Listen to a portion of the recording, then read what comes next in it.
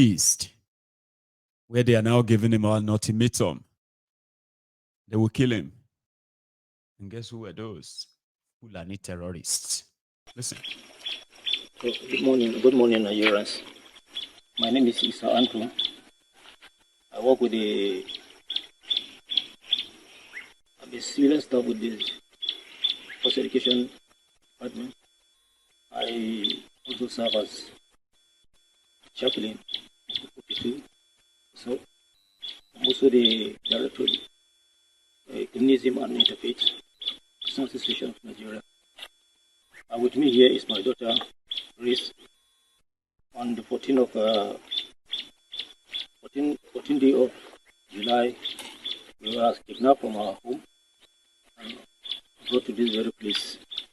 During the process of negotiation, my family negotiated a ransom and 6 million naira was given. But on collection, it was discovered that 6 million naira is not enough.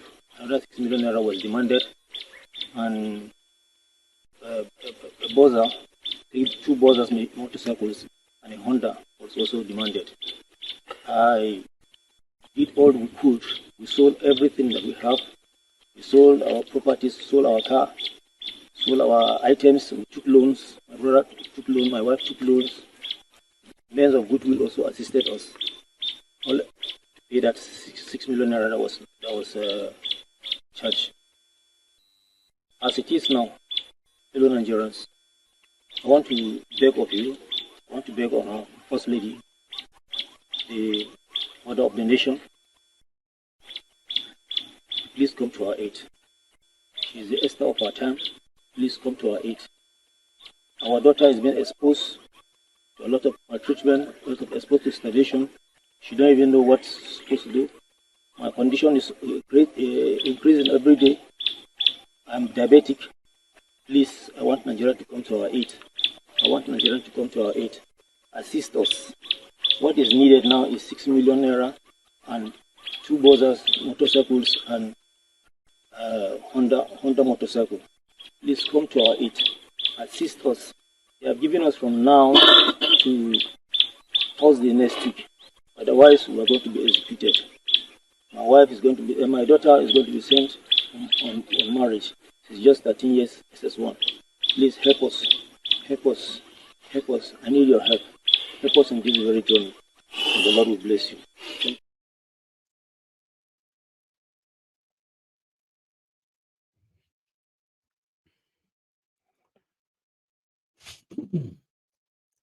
They've kidnapped the family, by the way, since 15th of July. That means they've been there for over 25 days already. They've paid part of the ransom, but the terrorists want brand new bike and 6 million naira. And they are practically asking them to go get extra 10 to 11 million naira. Did you hear him what he said they have done to his daughter, who is just a 13? So they said they would sell his daughter as a sex slave. And that is Nigeria. And that could be any of us, anyone. If you are found in that territory, you could find yourself in that situation. In eastern part of Nigeria, it is the other way around, where you have the security agents, the politicians that created the terror atmosphere in eastern part of Nigeria, and also to try to make you believe that it is being done by someone else.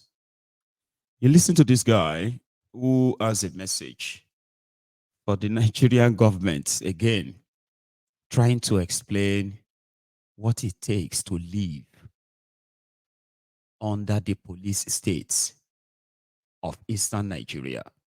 Please.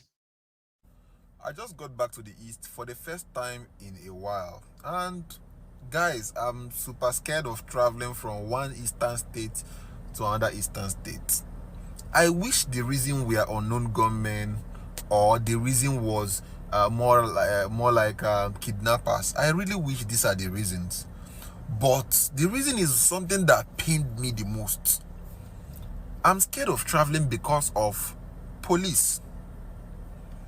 You should ask why. Today I was traveling. This has never happened to me before. Even SARS, when they meet someone that is coordinated, they respect themselves. But if you go to North, travel to North now, go to Abuja, go to all these other states, police behaves completely differently in the East. This is an appeal to the AIG of Omar here. This is a big appeal to the IG. Please, you guys should look into this. You people are turning this place. I don't know if I will say you are creating fear or panic in the mind of people, making it's not fueling insurgency, but I will call it making people uncomfortable in crazy ways. I was traveling today to Anambra State, and I bumped into this set of police people around OG. I was terrified. They all had very serious AK-47s, double magazines, charged up. But the crazy part is they all had their faces covered with masks. They stopped my vehicle. I stopped. Everybody come down. It's just me and someone in front. Like, who is everybody? I came down. They are here for stop and search. They will search me. Nothing has prompted you to stop my. You've not asked for my ID. You're just on stop and search. Now I said, okay, no problem. I don't have any issue. They searched me physically. Nothing. They searched my the person on the passenger seat. Nothing. They want to search the vehicle. I'm like, okay, no problem. As you're searching the vehicle, only caveat is that I'll be recording your hand movement as you're searching the vehicle. I on my camera recording. Of course, you can't even record their face because their faces are already covered. But the thing is that I'm getting a vibe from these people that these people are ready to kill and maim. I'm telling you, like, they're giving off that vibe. I've never been scared of the police in my entire life, but these people are giving off this vibe. So I'm being very careful with how I do my things, right? Now, one of them is doing their search and all those stuffs, right? I'm recording their hand. They are like, what am I doing? Why am I recording? Am I very stupid? Am I an idiot? This one? Do I want to be unfortunate? I'm like, I don't understand. Then, we had we went back and forth. I'm like, it's my phone. I can record what you are doing. You are like, okay. Then the other one was like, don't I have eyes? Don't the other person have eyes? I say, eyes are not evidence of anything in a credible court of law. If you say, oh, I'm looking at you, you drop something in my car, for instance. Not saying you would, but if you do, it is meaningless to say, oh, I saw you drop it. What is that? Is that evidence? You can claim you did not drop anything, and I will be saying, I saw you drop it. Is your word against mine? And then you will carry me and go to somewhere middle of the bush, take all my money, and then probably kill me in the bush, with obviously for some useless reason. You don't have a body cam, because if you have a body cam, you can record it yourself. I don't really have to record, right? So I have valid reasons. Me personally, you have massive masks on your face. I'm already afraid of my safety to unthinkable levels.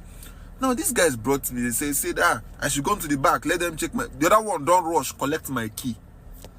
I'm telling you, this thing happened today. I'm like, what's going on here? Like, you didn't see anything in my vehicle. Then the other one came out. Don't let this man go. He's following us to the office. You understand? Today we'll show him that we'll collect his phone, we'll collect everything, and nothing will happen. No.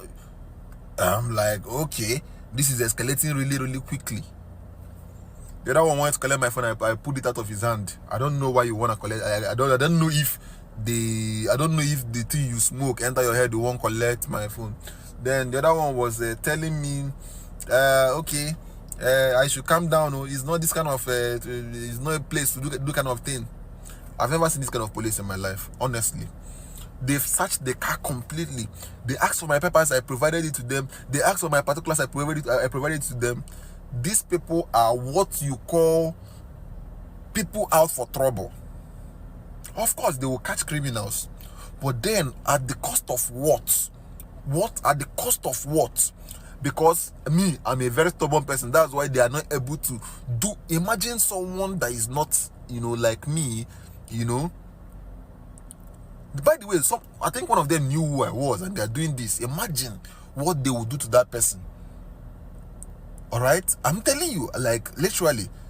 Please, Enugu Oji Road, Oji, as if you're going to Oka. Please be careful. We are suffering insurgency. This is a new one. I'm begging IG, I'm begging AIG, please. If you guys can look in, which one is police masked, full on masked? You can't even see, you can barely see their eyes. As I was leaving, the other one was sending threats. That thing I'm looking for, I will find it. As I'm going, I'll find kidnappers on the road. That kidnappers, I don't want. I will find this, I will find that, I will find killers on the road. This one, I'm telling you, if anything I'm saying here is a lie, let me not see tomorrow. This is my interaction with these people. It's my interaction. I just weak. As I was coming back, I was scared. I don't want to meet people like this kind of people, especially not at night. You don't know what will happen. I'm not scared of criminals. I'm not scared of kidnappers. I was not scared of police. What if I meet this same group of people at night? What is going to happen? Guys, please, I don't tire. If I'm out other parts of Nigeria, they don't do this. Trust me, other parts are even worse in terms of insecurity. They don't do this. This is the only part they harass you to unthinkable levels. And they're doing it to me. Imagine what they're not doing to young boys. Just imagine, think about it. Imagine. And like I said, like I typed earlier, you will never understand if you are not there. If you are not among those who actually live in Eastern Nigeria or does business along the route. It is a different part of Nigeria entirely. They militarized the place with a lot of criminals, disguising as either police or either army or either this, or they all have roadblocks everywhere. Kidnap, policemen, they do kidnapping. Or if they are not caught, they will call them unknown gunmen or IPOB. But whenever they are caught, it will now be like in the news that will never become major headline in Nigeria. Never. Because the impression they have to give to you is that the eastern part of Nigeria is problematic. Meanwhile, where the terrorists are kidnapping and then maiming tens of thousands of people in northern Nigeria, you will never see such a military presence, ever. Now, that's a new one. They are now they are now wearing masks, like covering they are wearing hood and covering their faces. Well, among the things we should remember or be reminded of their 10 days end bad governance protest in Nigeria is the fact that there is a part of Arewa now that is asking for the secession from Nigeria. They want Arewa Republic. And I don't know if you know that. Araba, Araba, Araba. Freedom, freedom, freedom. They may be young. I like it.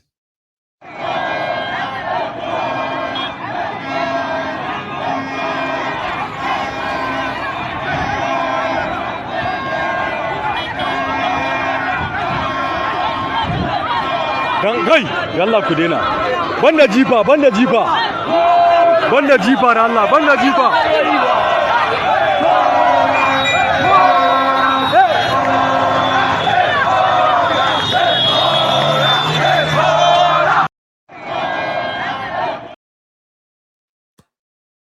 Somebody said that the northern Nigeria are very much politically conscious, especially with the development in the Niger Republic and the neighboring countries right there, very, very close to them.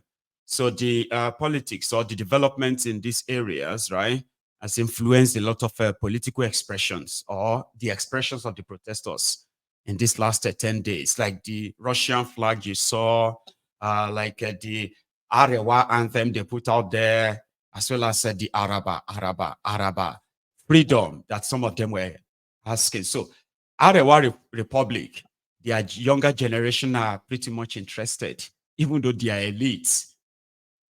We never want that to happen. So I just want to know, I want you to know that in these last 10 days, among other things that we have now come to really see, the hunger in northern Nigeria, especially among the children, the young people, is underreported. Now we know better. The number of out of school children, as we have seen as well, is obvious. Yeah, see, the violence that got introduced to the protests in northern part of Nigeria, which is pretty much like a little bit drop of anything of any effect, did not by any means, right, reduce the success of that protest in northern Nigeria in exposing to us that if people tell you that Nigeria is sitting on a keg of gunpowder, they are just trying to be nice by saying it that way. You are sitting on a bomb. And it is going to explode from northern Nigeria eventually.